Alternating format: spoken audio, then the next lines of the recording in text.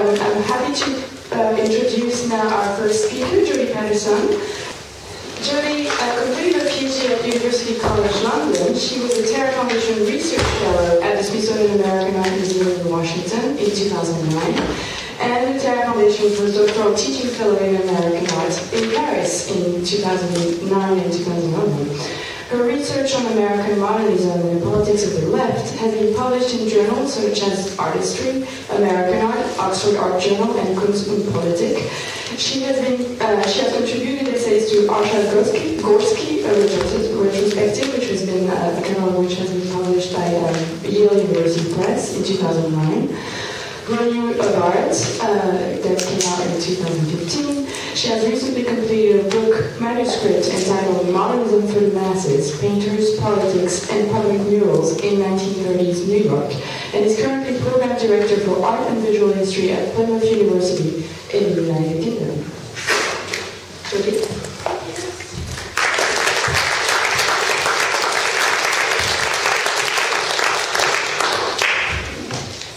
Thank you, Hélène, and thank you, Alex, and thank you to all of the other contributors to the conference for their papers, and to all of you who, especially if you've lived through UK winters, are being very tenacious to be seated outside. And there's a great deal of warmth and sunshine out there, so thank you.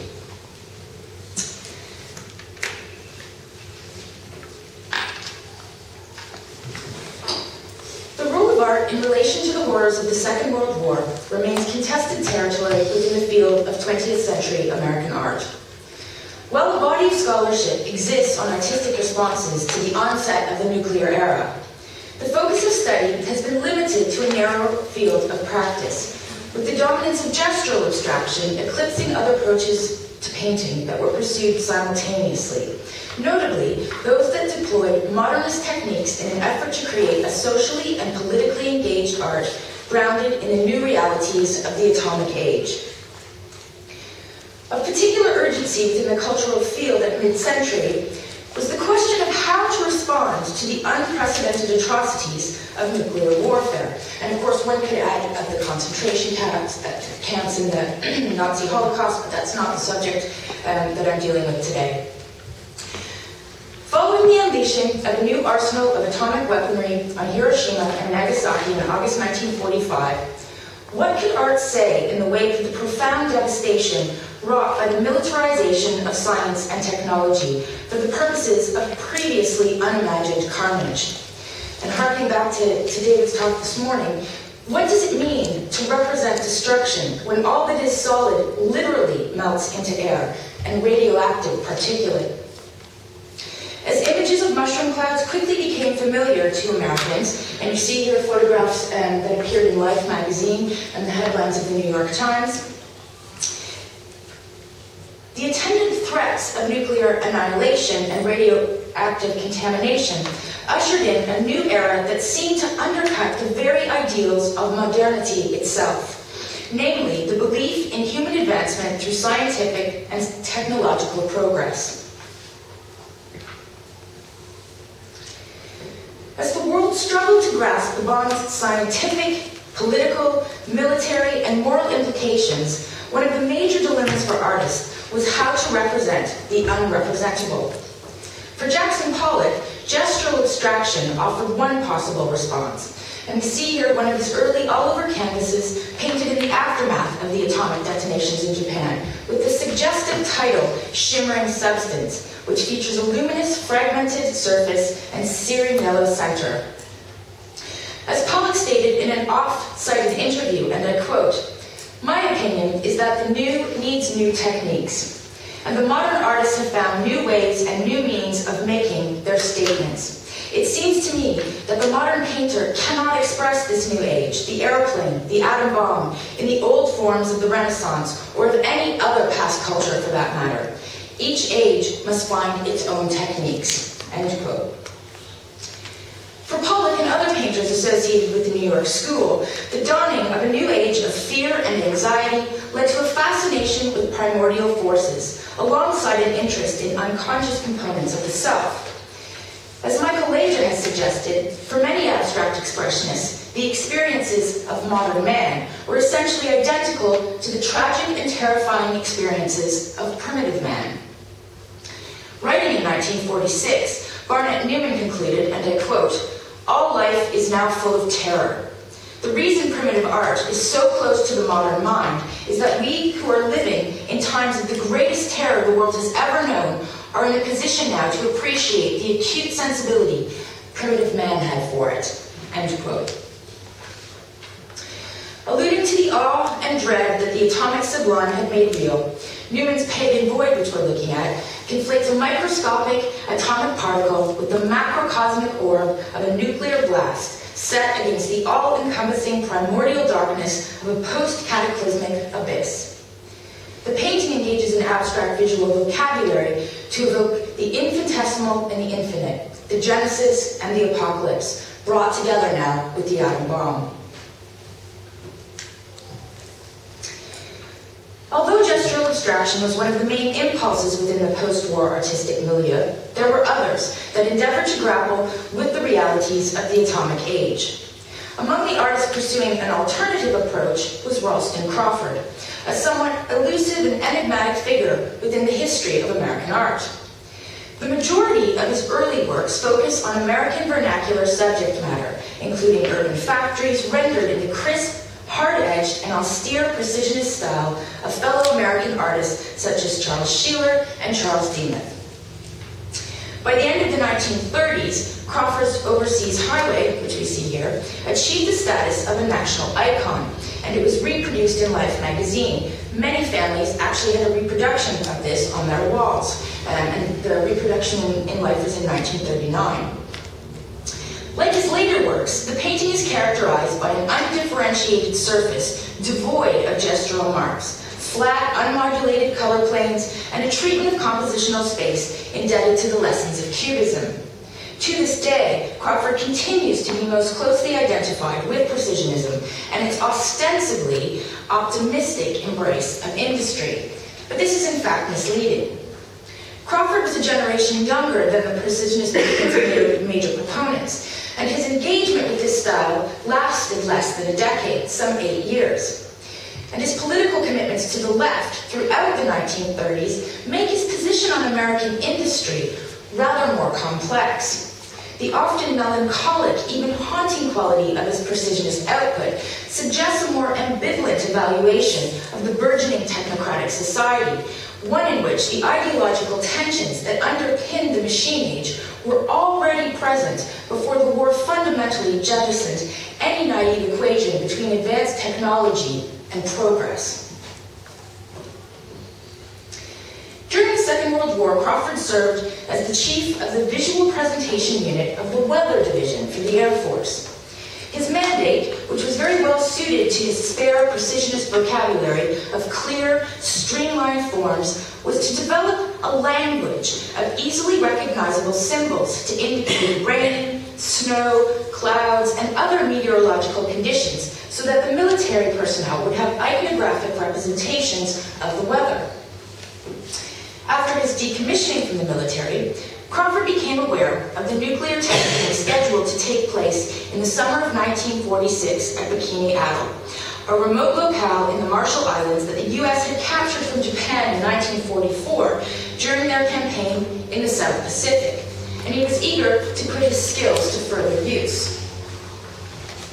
He successfully lobbied the art director at Fortune magazine, for whom he had already completed several commissions during the war, and we see one of the covers and interior spreads for Fortune here, to send him to Bikini as an artist witness at Operation Crossroads, the name given to the tests in Bikini. Operation Crossroads consisted of 2 detonations. Test Able was detonated in the air on July 1st. 3 weeks later, Test Baker was detonated underwater. Taking place in the murky twilight of the Cold War, the tests occurred in a highly charged political context, as ties with the Soviet Union deteriorated and the UN was debating how to establish control over the use of atomic energy. What's more, while the detonations at Hiroshima and Nagasaki were undertaken within the theater of war and could partially partially, and I underscore partially, be explained as a means of achieving a speedy conclusion to protracted combat, how were Americans meant to understand the continued nuclear testing taking place in the South Pacific during peacetime? A central issue animating the historiography on Operation Crossroads remains the reasons why the U.S. undertook such tests at this juncture, with the central issue remaining whether they were an instance of saber-rattling on the part of an imperialist power who possessed what we now know would prove to be a short-lived atomic monopoly and intended to intimidate Moscow into accepting American foreign policy positions, or whether the tests arose from inter-service rivalry, especially between the U.S. Navy and the U.S. Air Force, each of who were endeavoring to establish their continued relevance amid inevitable cuts in post-war military spending and in the wake of the new conditions set by nuclear power. And just to underscore the enormity of these blasts, so one coming from the air, and you can see the plane wing. This will crop up later in Crawford's paintings while he was down in the South Pacific. And these are the huge naval ships. They had been captured during the Second World War and were used to test what would happen from a blast to these naval ships. And this right here is actually one of these enormous Navy ships being pushed up into the spout of the underwater blast. So that might give you some sense of the size and scale of this. In particular, the atomic bomb, which was delivered to enemy territory by aircraft carriers, threatened almost instant obsolescence to the Navy, historically the U.S.'s first line of defense. And the Bikini tests are now understood to have issued from the need to investigate the effects of nuclear weapons on naval ships. However, while recent scholarship favors bureaucratic infighting over atomic diplomacy as the rationale for the tests, the dramatic show of military might achieved by brandishing the bomb at this time was politically and diplomatically adventitious nevertheless. In contrast to the wartime stealth demanded by the atomic detonations in 1945, the Bikini tests were the first to be publicly announced with great fanfare beforehand and observed by an invited audience, including artists, and a large press corps that was stationed 18 miles from the perimeter of the target fleet at Ground Zero, also on a Navy vessel. The detonations were conveyed to the world by broadcast newsreel images and the circulation of literally thousands of photographs in the popular press. And a little anecdotal aside here, the French responded to the first atomic detonation on July 1st, 4 days later, unveiling the first bikini. And yes, bikini does come from Bikini Atoll. And this was a G-string. They could not find a decent model who would be photographed. So this was a nude dancer that Louis Riard, and the fabric is actually newsprint describing the detonations. So a rather interesting bombshell of their own on the part of the French. And part of the testing, the U.S. government insisted that there was really no problem in terms of radioactivity, threat of cancer, any of these things. And to demonstrate that, on the ships in the South Pacific, very, very near to the blast, they tied up all manner of farm animals, this is a sheep, to show after the blast that in fact absolutely nothing had come to any harm. We still to this day, in National Geographic just a couple of months ago, are seeing the triple-headed fish that have continued to breathe and breed in these areas, and all of the land is now completely uninhabitable. So these sheep didn't really do the trick in terms of demonstrating how innocuous atomic bombs were.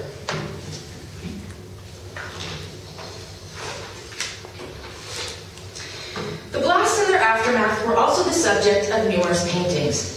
From the naturalistic illustrations of artists such as Grant Powers to the critical perspective of Philip Evergood, who maintained a commitment to social realism and offered an apocalyptic vision of battleships and aircraft carriers tossed in the air over a group of monkeys reading books. an indictment of humanity's ignorance and beastly behavior despite its access to learning and knowledge. And I would suggest that the crumbling kiln that we see at the bottom is surely a reference to the concentration camps. In contrast to either literal representation or pointed satire, Crawford engaged the text with a modernist vocabulary, much to the chagrin of many commentators. Like Pollock and Newman, he too offered an abstract response rather than direct transcription, but his was delivered in a more restrained, considered, and rational idiom. Crawford's response to Operation Crossroads appeared in the December 1946 issue of Fortune. And in the same month, the series of 8 oils and washes he executed for the commission were also exhibited at the Downtown Gallery in New York. And I'm just showing you the feature page for the start of the article. Just as his weather maps for the Air Force had demanded the translation of the unpredictable and ever-changing forces of weather into a plainer lexicon of graphic symbols, his work for Fortune entailed developing a visual language that would capture both the magnitude of the atomic blasts and their lethal after effects, many of which, and he was convinced of this, such as the deadly beta and gamma rays released into the atmosphere by the detonations, were invisible and could kill without warning. As is evident in oils such as Testable, Crawford met these formal and technical problems through a deployment of the lessons of synthetic cubism, to explode space, fuse figure and ground, fragment form, and scatter brightly colored shards across the picture plane. Although standing alone, Testable may initially appear entirely abstract and somewhat inscrutable, archival photographs of the event aid the identification of the salmon-hued cloud of the explosion, the yellow haze of radioactive particles, the contrasting blues of sky and lagoon, and the gray of torn Navy vessels, including the portholes that we can see. He includes when he's referencing any of the ships. And interestingly, personal photography was absolutely forbidden in the South Pacific unless it had been cleared by the military. And Crawford managed to get several rolls of film back to his studio in New York. And adding to the theme of destruction, his son, John Crawford, holds his archive, and other than John, no one has actually seen these photographs or the sketches that he made. And so I went to New York on one of my visits to go and have a look through this material. And as my plane touched down from London, arriving in JFK, it was the last plane to land, and my 4-day research trip turned into a 2-week odyssey because that was the evening that Hurricane Sandy hit. And the roof was blown off John Crawford's estate, and so all the things that he wanted to show me, he brought down into a basement. Con Edison didn't yet have the power restored to this area of Brooklyn and Park Slope where he was. And so I went through all of these photographs by candlelight in a basement. So very evocative in some ways of destruction. Crawford's paintings were greeted with a mix of incredulity, misunderstanding, and ridicule. As Ad Reinhardt rhetorically asked in his column for PM magazine, and I quote, "Do crooked shapes and twisted lines represent painting's adjustment to the atomic age?" His answer was a resounding no, and he described Crawford's paintings as absolutely disgraceful. For the majority of critics, not only did the cold, calculated, and impersonal matrices of dislocated forms failed to picture anything recognizable from the imagery that had poured forth from the Bikini Lagoon, but they were also deemed to be utterly lacking in sensitivity and deeply at odds with the profound existential blow that had been dealt the collective psyche. For example, the New York Herald Tribune accused Crawford, and I quote, of betraying a startling indifference to the drama of the events depicted. And while the Daily Worker described the paintings as, and I quote, a colossal mystification that merely served to, and I quote, raise the whole question of the contemporary relevance of abstract painting all over again. While Crawford's bikini paintings should be seen as an undisputed critical failure, the restoration of their complex historical specificity is required in order to take the artist's efforts seriously. Secondhand treatments of these works view them in isolation from the interpretive context of the Fortune article, such that much of their meaning and particularity is lost. To begin with, the paintings were displayed alongside documentary photographs and explanatory texts overseen by Crawford. He chose the photographs and he edited the text, or he wouldn't have put his paintings up for publication, thereby rendering a literal picturing of the glass redundant. As he asserted in his own defense in the New York World Telegram, and I quote, "It would be pointless to paint the bombing realistically, as photographs do so much, much better, newsreel, much better job in reproducing it physically than a painting ever could." Secondly, it was never Crawford's intention to directly transcribe the detonations and the wreckage in the South Pacific. In a letter to his dealer at the Downtown Gallery, he maintained that, and I quote, "the millions of words and miles of photographs emanating from Bikini generally imparted no more than the most superficial and external record of this profound and terrifying experiment undertaken by our government. Instead," Crawford insisted, "these pictures that I have painted constitute my comment on the spectacle." What we're looking at here is his invocation of the buckled metal and scorched radioactive paint of the USS Nevada, one of the target ships for the underwater explosion at Tess Baker. And the painting juxtaposes aerial and perspectival views in a palette, I would suggest, that evoke red-hot radioactivity and also potentially a bullseye. And some of these vestigial clues that help to read the painting. So we have an anchor, but also the direction of the detonation in terms of the bombing itself, and then again, portholes suggesting that the naval ships. Just as Crawford refused the conventions of naturalistic representation, equally he rejected non-objectivity. Fashioning a compromise between modernist principles and lived experience, he deployed abstract form and color to create a visual equivalent to the shocking events he had witnessed in the lagoon. In so doing, I want to argue that he viewed his practice as a species of contemporary realism, one that is entirely cognizant with that of his close friend and fellow modernist on the left, the painter Stuart Davis. And here, again, I mentioned the wing in the aerial photograph. There we have a suggestion of a plane wing, which can start to orient you to the picture. Manifesting remarkable formal similarities to Davis's well-known egg beater paintings, what art historian Milton Brown has entirely appropriately described as a cubist realist approach to abstraction, Crawford's method was distinguished by a process of abstracting from nature to create highly formalized, surface-bound compositions of interlocking planes executed in dazzling colors. Although unnecessary surface incident has been eliminated, vestigial representational clues remain that encourage the viewer to adopt a more active stance in relation to the disinterested spectator so often conjured in modernist discourse.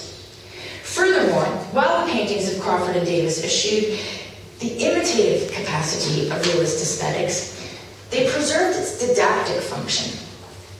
Both artists asserting that abstraction need not be construed as an idealist, inward-looking, or apolitical species of art, but instead could possess cognitive potential. In fact, the analyzing and synthesizing of forms in both their paintings suggested an analogous approach to contemporary reality, one in which conventional perspectives could be shifted, altered, rearranged. Whereas older approaches to realism, grounded in the conventions of naturalism, presented a superficial illusion of the real, and in so doing merely reproduced and gave legitimacy to cultural frameworks already in place, the process of abstraction can be used to reveal their fundamental structures. By uncoupling the appearance of things from their underlying reality and subsequently reconstituting and reordering them, as Crawford did with his bikini paintings, painting could not only engage contemporary reality, but could potentially function as a useful catalyst for rethinking the status quo. In response to efforts on the part of government officials to humanize and normalize the bomb by claiming that it was simply the latest step in man's long struggle to control the forces of nature. And in an attempt to counteract the complacency that could result from the numbing effects of the media saturation that surrounded the detonations in the lagoon, Crawford foregrounded a realist imperative by insisting, and again he threatened to withdraw his images if this wasn't included, a map. And this went along with his fortune imagery to bring the message home to New York readers. In combination with his searing abstract evocations of the detonations, his map emphasizes the mass annihilation that would be wrought if the bombs such as those detonated in far-off Bikini were dropped over a densely populated region on the eastern seaboard. I would like to conclude by suggesting that Crawford's abstract vision of a landscape razed by nuclear devastation in the South Pacific was not a manifestation of his indifference to the detonations, as critics then as now avow, with Serge Guilbeault recently echoing Reinhardt's assertion that Crawford's Bikini paintings are, and I quote, coldly detached and deeply troubling. But as Crawford had explained, and I quote, destruction is one of the dominant characteristics of our time. These paintings constitute a comment on destruction. They most certainly do not explain the atomic bomb, nor do they give quantitative information about the extent of nuclear destruction. They refer to these facts. They refer in paint symbols to the blinding light of the blast, to its color, and mostly to its devastating character, as I saw it in the Bikini Lagoon. What I want to suggest in closing is that Crawford's aesthetic paintings of the destruction in the South Pacific do not manifest a lapse in his humanity or a failure to grapple with the chilling dawn of the nuclear era, as is conventionally claimed. Instead, they manifest an artistic response that assumes for painting the potential to generate knowledge and insight. Crawford met the bomb's capacity for destruction and chaos with the artist's capacity for creation and order. Logic and reason were what was needed as history confronted the Pandora of physics who had now been released from the laboratory of a box. For Crawford, then, painting was an independent object related to, but having an existence apart from, the subject it engaged. It was the product of human agency, not a mirror or an arena for the expression of psychic despair.